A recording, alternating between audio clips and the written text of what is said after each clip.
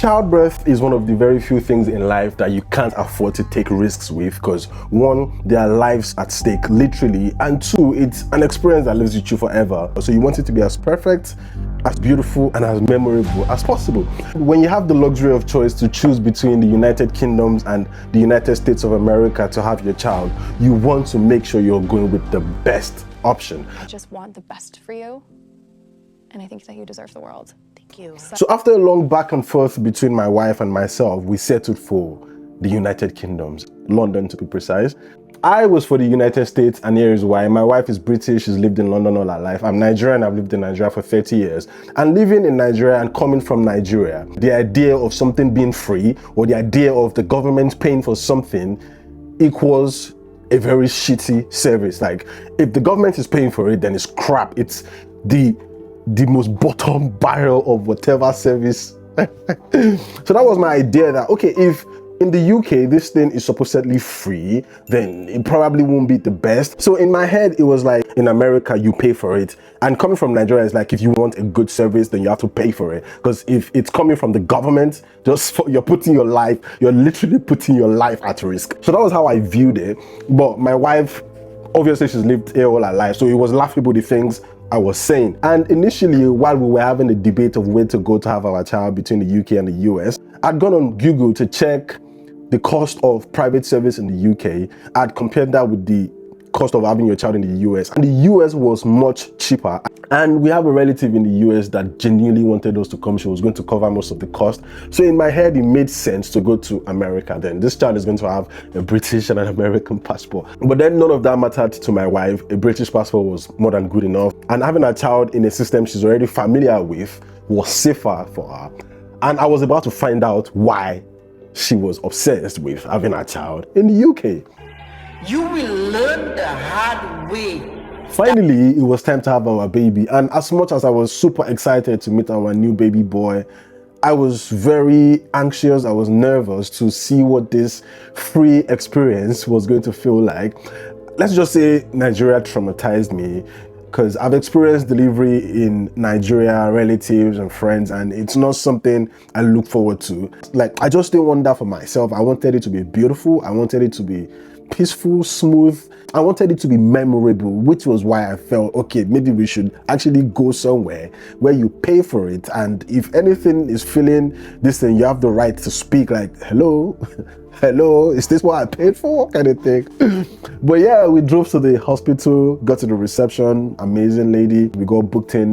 So we were taken to this room that turned out to be the waiting room. Immediately we go into that room, the first question I asked my wife was, is this where we're having the baby? Then she laughed and said no. Now, my wife has had our first son in that same hospital, but I was stuck in Nigeria, so I couldn't experience the birth of our first child. So this was my first experience, and I needed it to be perfect.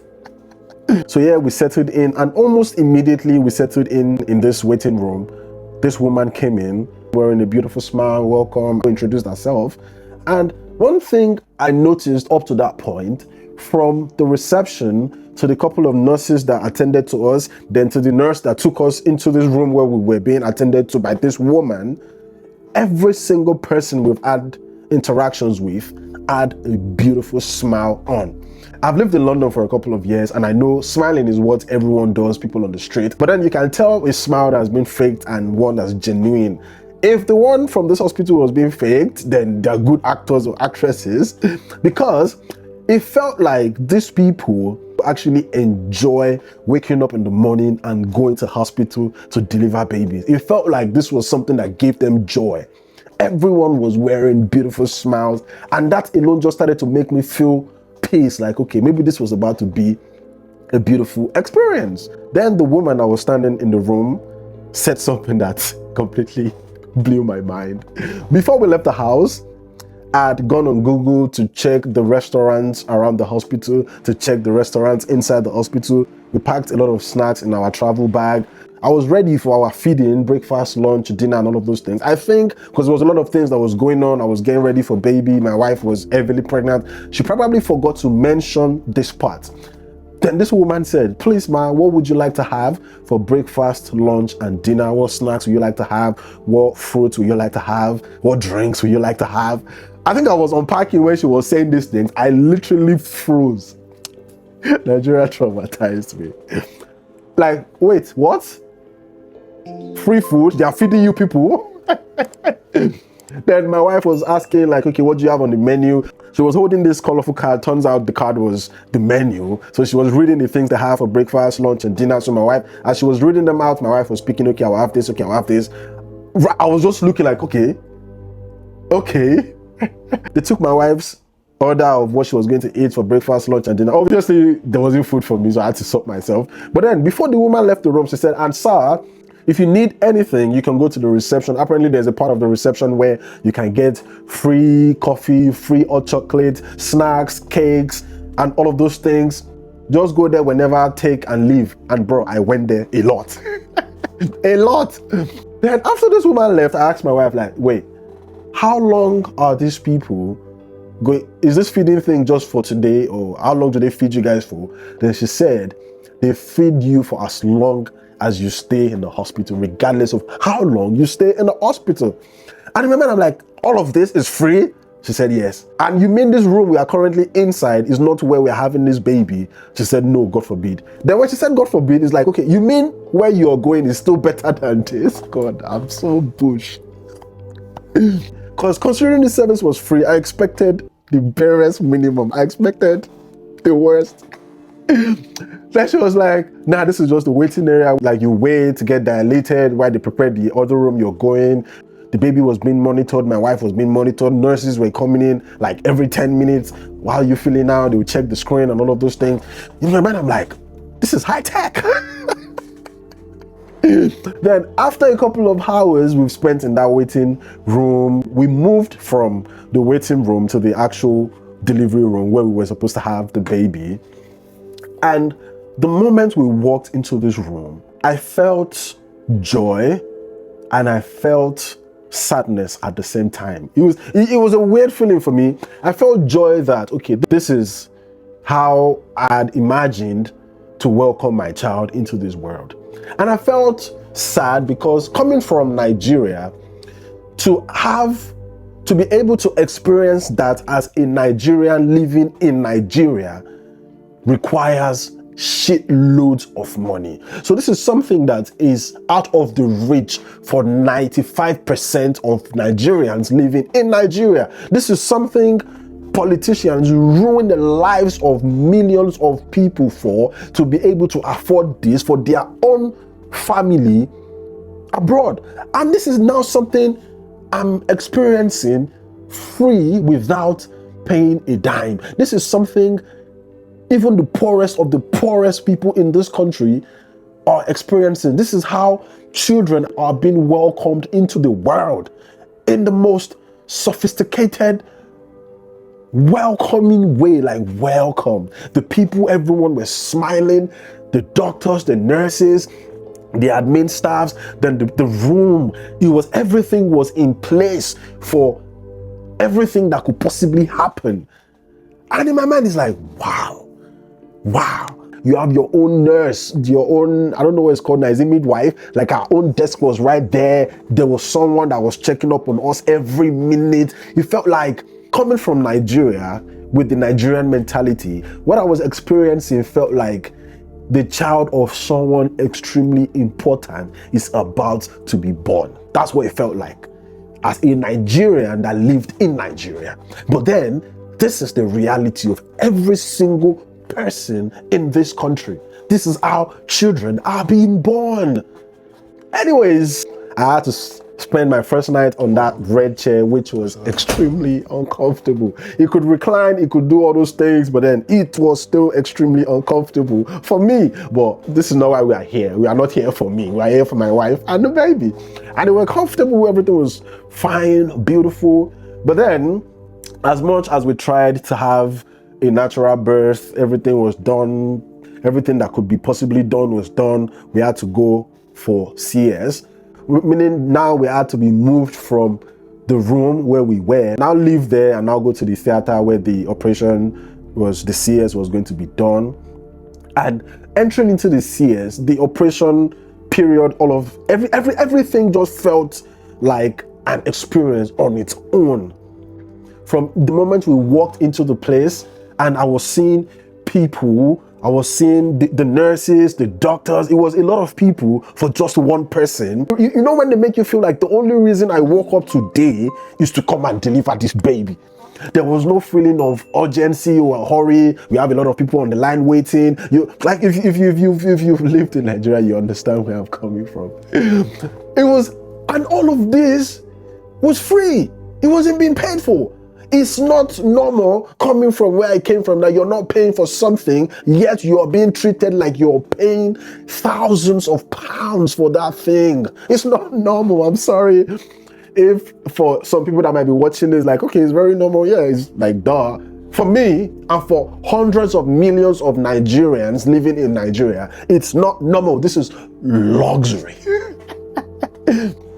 But yeah, we had to go for CS. Now we entered the operating room. Everyone was made to feel comfortable. Aside my wife, obviously, she was going through a lot of pains.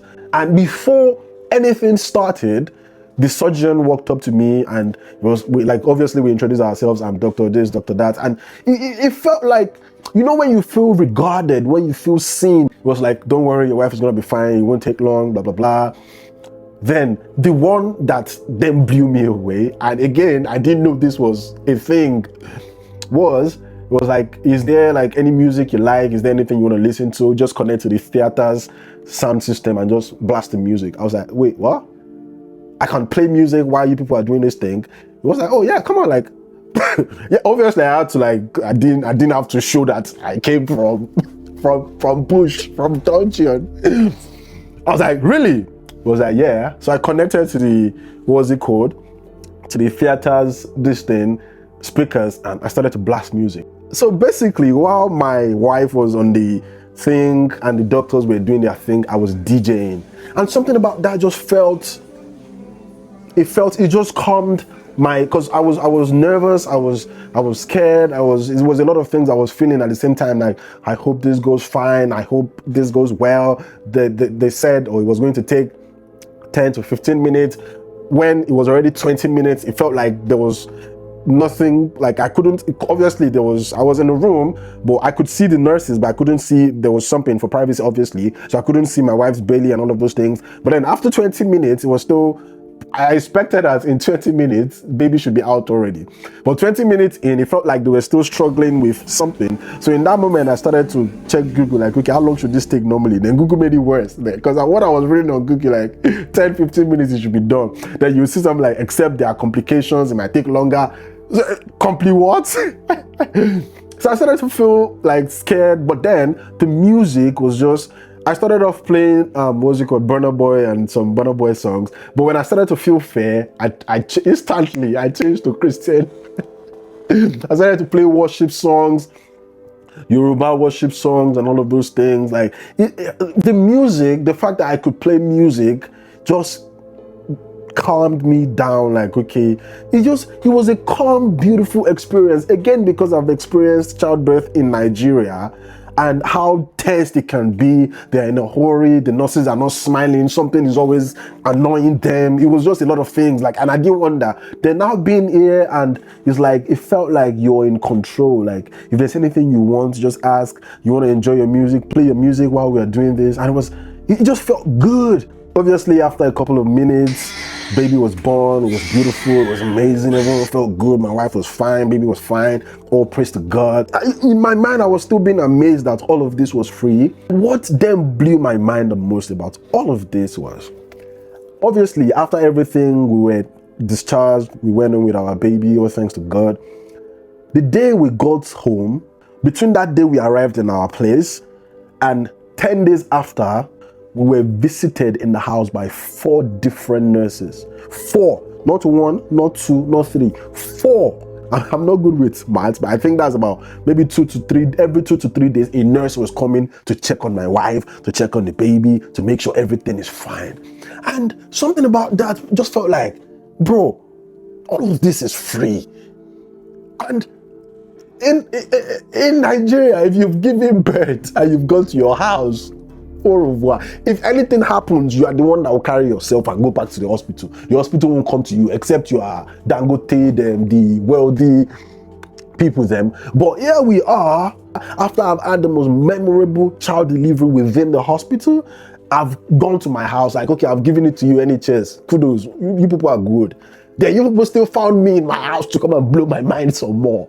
11 days after our child was born that we arrived in our house, the first 11 days we spent in our house, 4 nurses came to check on my wife and the baby. And it just felt like, wow.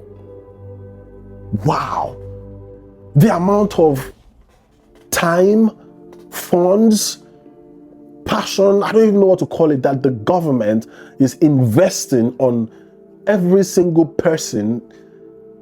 It's just mind-blowing that this is how much these people are committed to make their people feel like humans. It's something about that that just felt like you're seen, you're known, the government cares. Yes, there's a lot of things people will say online, the British people themselves, oh, the UK is finished, the UK is this, the UK is that. But for me, coming from Nigeria, now experiencing this, bro, I'm sorry, I can't join you in saying those things. The UK is finished.